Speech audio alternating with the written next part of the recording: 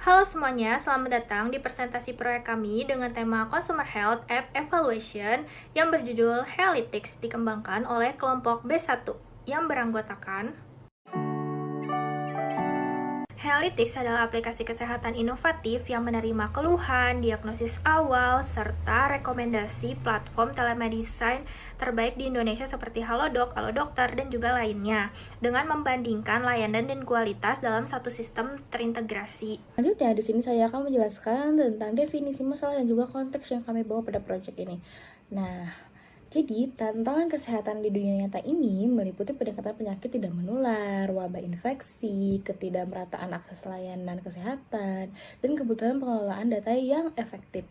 Nah, untuk mengatasi hal tersebut, dibutuhkanlah data kesehatan yang akurat dan terkini dari sumber yang terpercaya seperti WHO, BPJS, dan standar interoperabilitas dari kesehatan seperti FHIR. Nah, dataset ini itu memungkinkan analisis, tren penyakit, dan pengambilan keputusan berbasis bukti.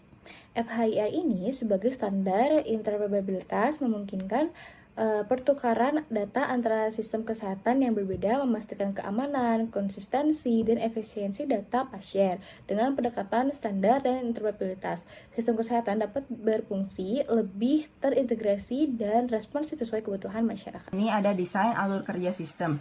Sistem ini bekerja dalam 3 fase utama. Yang pertama itu input dan processing, di mana user memasukkan gejala melalui beranda yang kemudian terbagi jadi 2 jalur paralel, yaitu cek gejala untuk analisis dan pencarian untuk eksplorasi manual. Fase kedua, analisis gejala menggunakan NLP untuk ekstraksi keyword dan matching dengan kondisi user. Sementara itu, filter dan sort menyaring hasil sesuai preferensi user.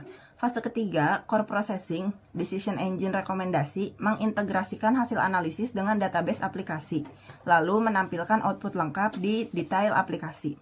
Pengumpulan datanya melibatkan 7 tahapan, dimulai dari input gejala dalam bahasa natural, diproses dengan tokenisasi, steaming, dan stopwatch removal. Sistem lalu mencocokkan kategori kondisi mental dan melakukan API call untuk mengambil data platform aplikasi kesehatan mental.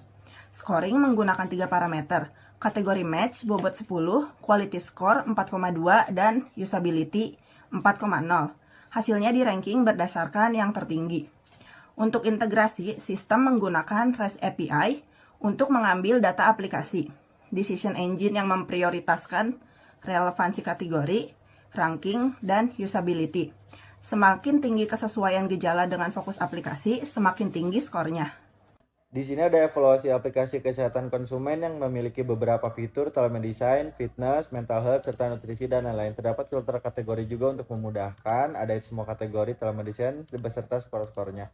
Dari sini ada terdapat beberapa platform yaitu Halodoc, Alodokter, serta SehatQ dan lain-lain. Kita klik coba Halodoc. Nah, ini adalah data-data yang saya ambil dari kualitas aplikasi, privasi keamanan data, rekomendasi perbaikan, beserta informasi tambahan. Nah, ini tuh didapatkan dari hasil API yaitu dari Google Play Store-nya langsung karena sering dipakai oleh banyak orang. Terdapat juga problem definition untuk relevansinya beserta sistem desainnya, arsitekturnya, lalu insight analysis, aplikasi terbaik menunjukkan Halodoc itu, lalu ada ethics, privacy and security consideration, data privasi, security measure, beserta bot. Lalu di sini ada cek gejala dan rekomendasi, semisal saya sakit kepala, demam, batuk, mendapatkan rekomendasi analisis gejala, aplikasi dievaluasinya 8, rating rata-rata keseluruhan, telemedicine itu tentunya Halodoc, rekomendasi utamanya ada Halodoc.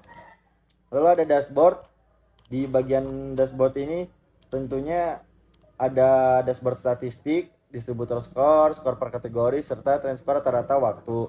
Di sini juga ada metode perbandingan, semisal pilih 1 Halodoc dan pilih 2 Alodokter. Nah, di sini juga memunculkan gimana ada suatu perbandingan untuk aplikasinya. Nah, di sini begitu. Lalu selanjutnya saya akan menjelaskan di bagian grafik, ada yang ada di sidebar, lalu kita ke dashboard. Lalu kita muncul ada statistiknya dengan total 8 aplikasi dengan rata-rata 4,5 dan lebih dari 10.000 pengguna dan rata-rata privasi 3,86. Di sini distribusi skor aplikasinya sudah ditampilkan di bar chart dengan 3-4 jumlah aplikasi yang nilainya 3-4, ada nilai 4 sampai 5 untuk aplikasi yang 6. Lalu di sini ada skor per kategorinya. Di sini jelas terlihat bahwa telemedicine memiliki jumlah yang dominan, dan untuk tren dari rata-rata waktunya kita bisa lihat dari 2024 sampai 2025 bulan 11. Aplikasi Healthix ini tuh ngedepanin privacy banget, jadi data gejalanya tidak disimpan permanen dan tidak ada pengumpulan identitas pribadi. Sistemnya juga objektif, semua pengguna dinilai murni dari gejalanya. Tujuannya buat kasih gambaran awal, bukan buat gantiin posisi dokter. Jadi tetap ya, kalau hasilnya bikin khawatir, langsung ke tenaga kesehatan biar dapat penanganan yang tepat. Sekian penjelasan dari aplikasi Healthix. Terima kasih.